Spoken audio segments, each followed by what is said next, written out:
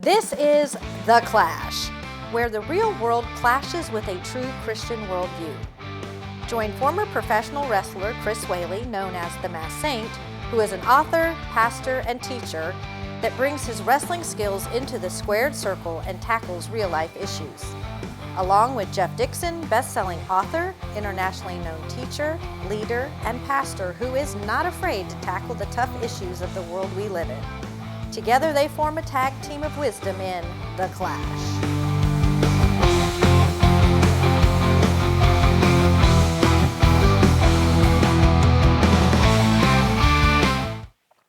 Welcome once again to The Clash. I'm Jeff Dixon. I'm joined by Chris Whaley. And we are coming to you where we talk about a Christian worldview as it clashes into the culture around us. And I'm excited about what we're doing today, Chris, because most people understand that life can sometimes look like a wrestling match. And we're certainly not above comparing it to that. Right. But we have a guest today, a friend of yours. Yep. If you like professional wrestling, even if you're just a novice and you're just getting into it, you don't want to miss this next interview with one of my professional wrestling friends.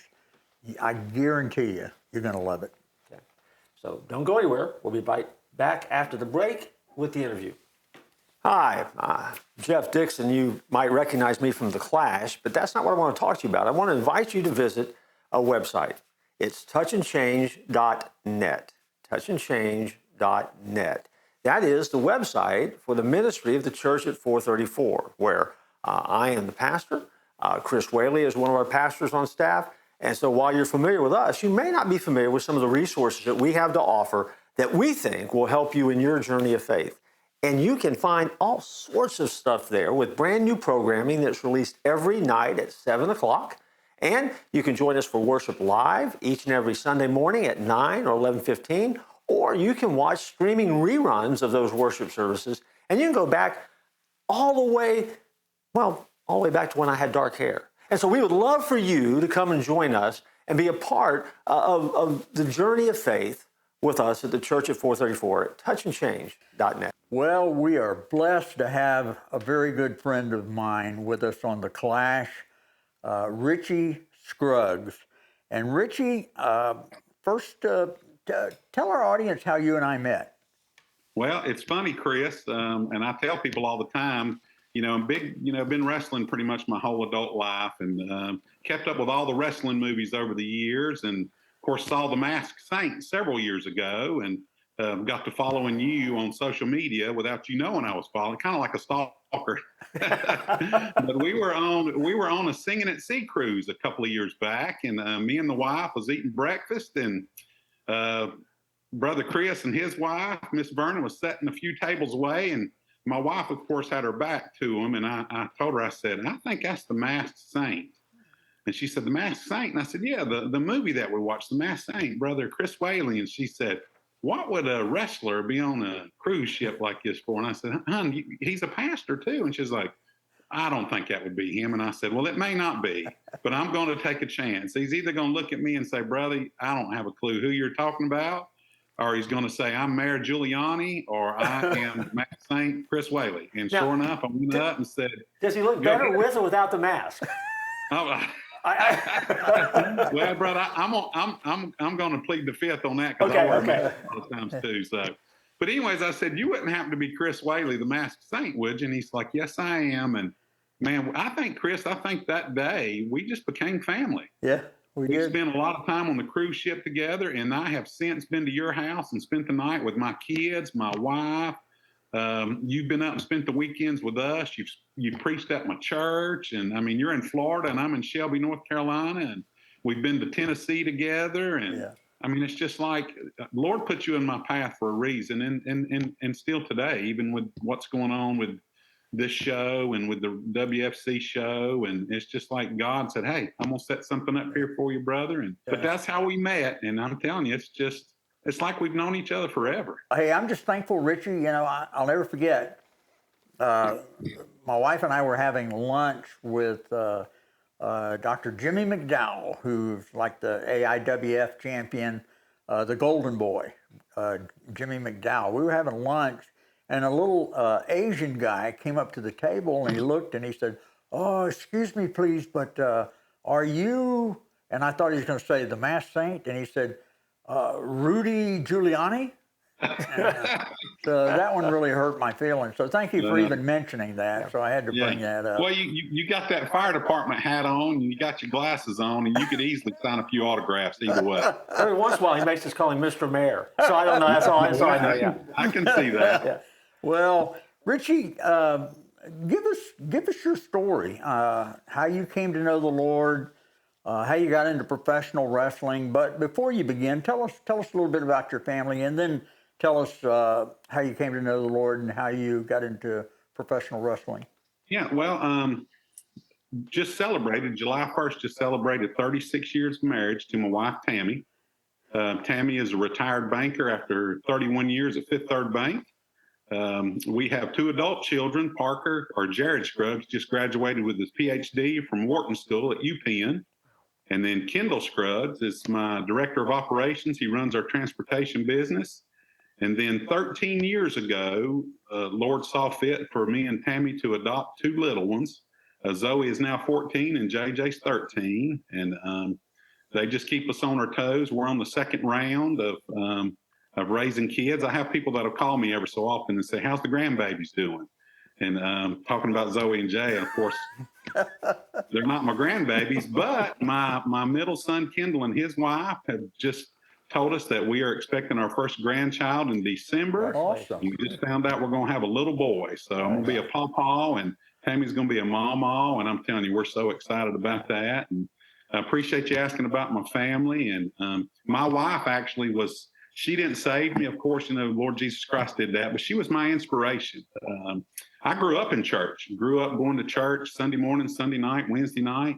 But I was one of those kids that sat on that back row, and would pass those notes around to the little girls that said, "Do you like me? Check yes or no." And that was my church growing up. I mean, I went to vacation Bible school, I went to youth camp, but I was always embarrassed to tell people this, but I cannot remember one of those pastors' names that I sat under all those years that I went to church. That's just, I always had the head knowledge of Jesus Christ, but back in Valentine's weekend of 1988, Tammy, me and her were just dating at the time, went to a Valentine's banquet, had no clue that it was involved with the church because it wasn't at a church. It was at a town hall.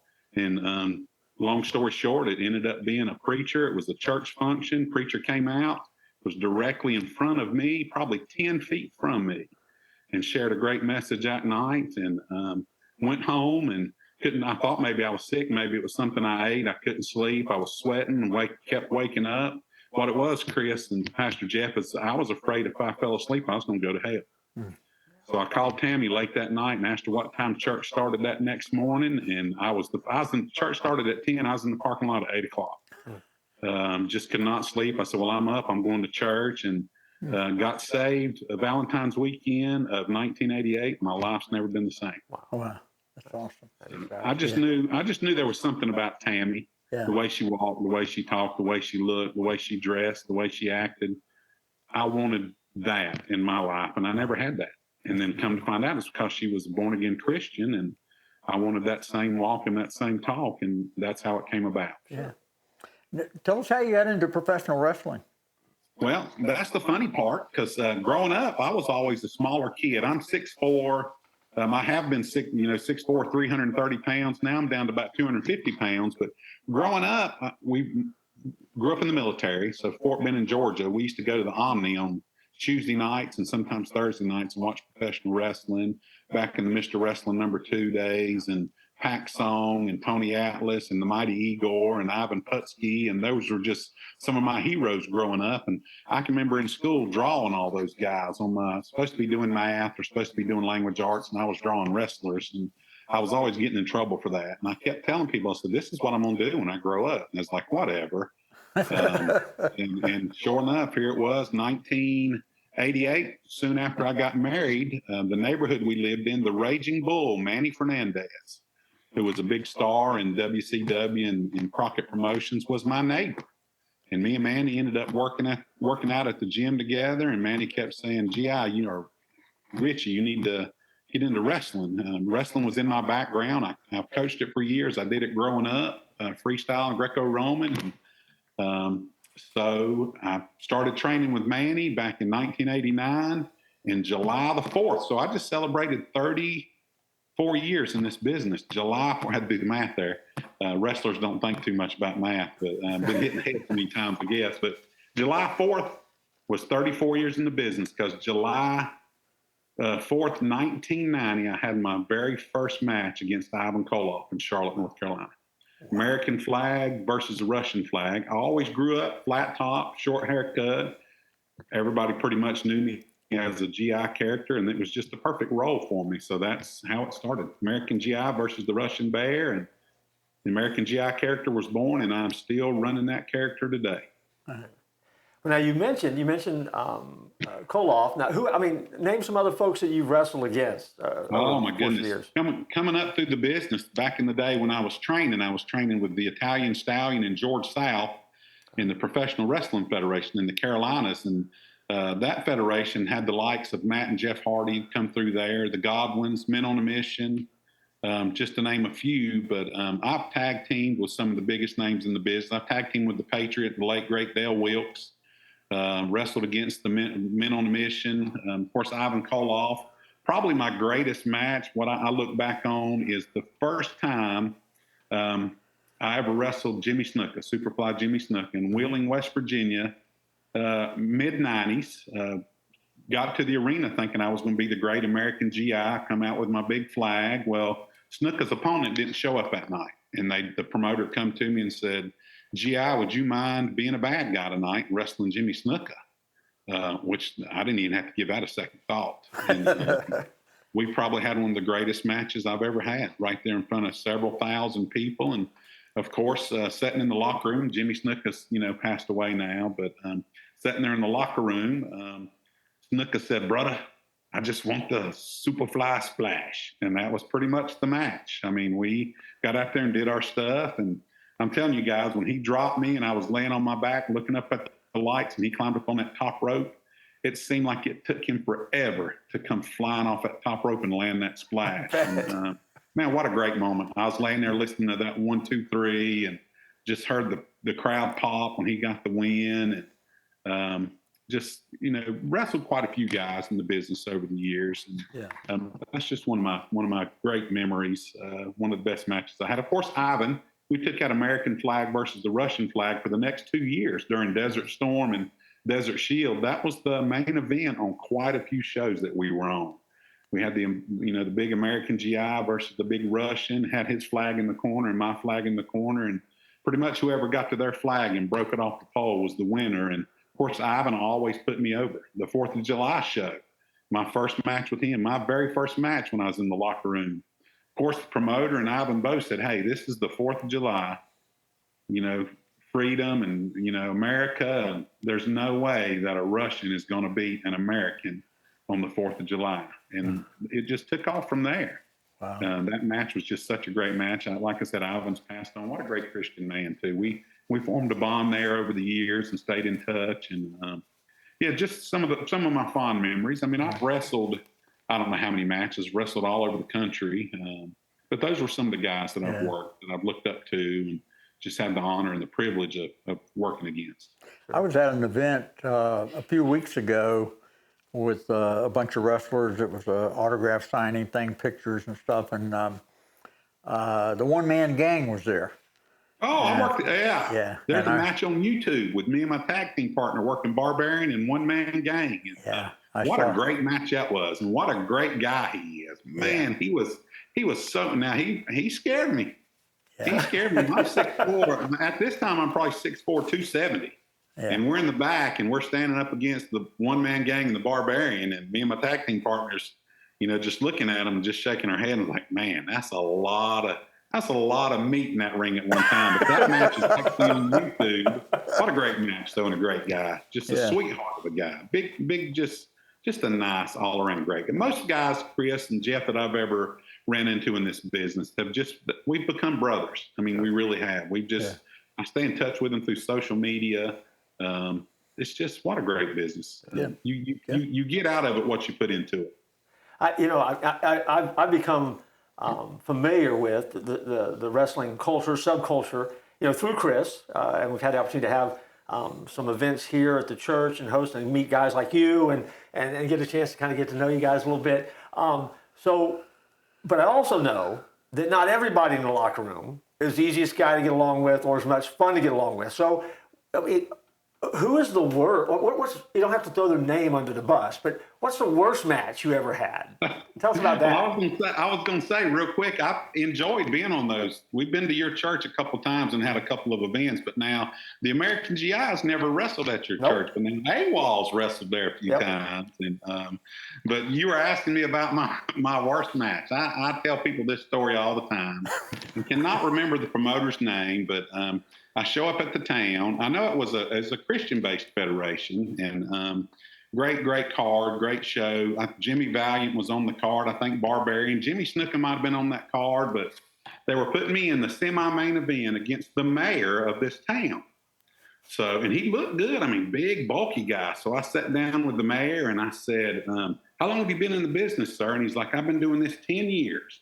So I'm like, oh, this will be a great match. We'll be able to go. We'll be able to get all our stuff in. He'll take care of me. I'll take care of him. So by chance, I talked to the promoter, and it just comes up. I said, so the guy I'm working's been in the business 10 years. And he said, no, stop. He told you he's been in the business 10 years. And I said, yeah. And he's like, no, we've been doing this show 10 years. And he wrestles this one match every year. He doesn't train, doesn't wrestle. So this will be his 10th match. Wow. Oh, my goodness. So, of course, we get out there, and this guy has no clue. The match lasted 3 minutes. I just could not take that chance. He had no idea what he was doing. I could tell when I locked up with him, he was scared to death, just in panic mode. And but we got through it. 3 minutes later, he gets the 1, 2, 3 because he's the mayor of the town. But, yeah, that probably had to be it's so bad, guys, I don't remember what we did. I just knew I wanted to get out there, get it over with, and get home. So anytime you leave the ring and you come home, it's been a good night. So it was a good night, just an awful match. I don't even remember the guy's name. That's how bad it was. Well, and you need to make sure the mayor wins so you can get out of town without the police stopping you, right? Is that how it works? Sure, yeah. Now, I can tell you the scariest match I've ever had, and I tell people this story all the time, too. So me and my tag team partner back in the late 90s was wrestling in Cherokee, North Carolina. And we were actually wrestling at the Cherokee Indian Reservation. And we were main event. Of course, we were wrestling 2 Indians, 2 Cherokee guys. Had everything worked out. Main event started. We're right in the middle of our match. And this little kid comes walking across the floor while we're wrestling. And I just turn around and holler at him because I'm the bad guy. I said, hey, sit down while I'm trying to wrestle. Well, next thing I know, this guy looks like a bear. I'm talking, he's probably 7 foot tall, gets up and starts coming towards me. And all I said was, you don't want none of this Pocahontas. You don't want none of this Pocahontas. Chair started flying at us. The music stopped. The promoter comes out, screams at me and my tag team partner. They rush us back to the locker room and lock the door because everybody wants to kill us. So I get back there and I said, what's going on? And they said, that guy is the tribal chief of the Cherokee Indians. And I said, okay. And he's like, you called him Pocahontas. I cannot believe you called him Pocahontas. That's probably one of the worst things you could call him. Well, here I am. I'm apologizing. Well, this promoter just keeps berating us. And now, trust me, this wasn't a Christian-based show. It was just a regular show. So this promoter, he started cussing, just bad-mouthing me and my tag team partner. We were only just a few minutes into the match. Well, about 20 minutes later, everything calms down. They get all the chairs put back. They get everything set back up. And he said, I want you to go out there and I want y'all to finish this match, put my guys over, and we'll go home. And I said, yes, sir, we'll do that. So the whole time we were out there, we're wrestling, we're getting over or getting the crowd into it. Their guys get the 1, 2, 3. Everybody's leaving. Well, I see this Cherokee tribal chief get up and start to walk out. So me, just being a knucklehead, walked over to the mic, cut it on, and right when he gets to the door, I holler at him. I said, hey, Pocahontas, I'll see you next time. Well, here the whole crowd starts charging back. This is a true story. I'm in the locker room. They're waiting on the law to get there. I'm thinking the law is coming to escort us out of town. As soon as the law gets in there, the chief of the police says, sir, I need you to stand up, put your hands behind your back. And I said, do what? And he said, you're under arrest. And I said, under arrest? And they said, yeah, we're charging you with slander. And I said, and everything in Cherokee, guys, if you don't know, they're all Cherokee. All the police department, everybody that lives there, works there, are all part of the Cherokee Indian tribe. So they have me in handcuffs, and I tell my tag team partner to call my wife and tell her I'm going to jail they were charging me with slander, and I was going to spend the weekend in jail. Well, the chief could tell I was real nervous and I was upset and I was very apologetic. He said, here's what we're going to do. If you promise to never step foot back in my town, we'll drop the charges. And I said, sir, if you'll let me go, I'll never come back. And guys, this was 20 years ago. And I still don't get out in Cherokee and walk around because I'm afraid I'm going to run into that chief of police. Oh, man. And I'm going to go to jail. But that's a true story. That's that really great. Wow. I almost went to jail for calling somebody Pocahontas. Wow. Wow. Oh, that's funny. Oh, that's awesome. Here's the thing. I mean, I know this from meeting you and being able to kind of bump into you while AWOL has been here. And in the ring, we'll certainly, talk with the crowd, work the crowd, and throw insults. You actually insulted my mom. When you were here. I love your mom. She introduced herself to me. And of course, after so when you're talking to her, you helping her understand it's part of the event in the evening and stuff. So you're the nicest guy in the world, but banned by the Cherokee Nation. I love it. That's fantastic. That's fantastic. True story. True story. I'm telling you. Hey, Richie, I wasn't in the business as long as you were. I was only in it for 10 years, and you've been in it for a long, long time. But I have people ask me this. I want to ask you, how has wrestling changed since you got into it back in 1990, and here it is in 2024? How do you think wrestling has changed with WWE, WCW, now AEW? Well, Chris, when I was in the business, or when I started in the business, even when you were in the business, when I first started in the business, I started out with a company called South Atlantic. So back then it was South Atlantic, WCW, ECW, and WWF. That was it. If you didn't work for one of those federations, there really wasn't anybody else running. And then South Atlantic went under, sold out, and became NAWA, and I went to work for the PWF. Funny story there is I'm driving through town with my wife Sunday afternoon, and we drive by the Armory in Kings Mountain, North Carolina, and I look, and I told my wife, I said, I think that's the Italian Stallion in George South putting a banner up out there to the National Guard Army. And she said, what would they be doing in Kings Mountain? I said, I don't know, but I whipped the car around, went back, and they were hanging up a banner for the PWF that was going to be running in Kings Mountain. And I told them I'd love to come work for them. And that's how that journey started. I was with them for 7 years. But I said all that to say this. Back then, it was just ECW, WCW, WWF, and then PWF. That was the big shows here. But now everybody and their brother has a wrestling ring. Everybody has a promotion. We were on a card here a while back, and there was like 6 shows running within 40 miles of the town. And wow. There's no, if you want to wrestle, you tell somebody you're a wrestler, they'll put you on the card.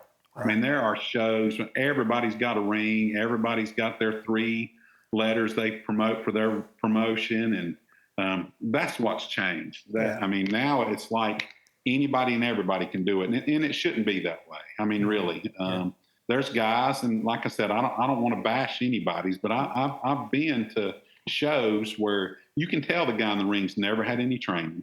Right. He just puts a few butts in the seats because he's the local, hero of that town. And like I said, there's a show on every corner, kind of like Dollar General. Wrestling is like Dollar General. There's every few miles, there's a wrestling ring and there's a promotion nowadays. Yeah. But that's how it's changed. Yeah. The camaraderie, the brotherhood, I think is still the same, especially with the guys that I run with and travel with. Right. But yeah, wrestling and Dollar General you could just about put a ring in a Dollar General parking lot, and there's a federation in that town.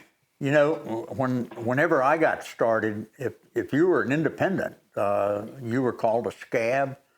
And you would never work for one of the promotions. They used to have the territories, and if you were independent, you'd never work for a territory. There was just bad blood there. And then, when I got into wrestling, you had the good guy versus the bad guy, and your good guy usually won. And, you just got in the ring and worked. Now it is, I don't know, it's so different. It's just all high spots. And It is. and then the sexual innuendo that you see on some shows are just, it's not family friendly anymore. It's not. And I think there's just an air of darkness in some of the major promotions that you just didn't have whenever I got into wrestling. And of course, I was only in it for 10 years, but I think I enjoyed my 10 years a lot better than I would have enjoyed being in that kind of environment today. How about you? Yeah, it's the same way. I feel the same way. And like I said, I'm not bashing anybody. To each his own. I know what I bring to the table. I know what my guys bring to the table. I stay busy. I mean, I could wrestle, somewhere every Friday, Saturday. There's shows that run on Sunday.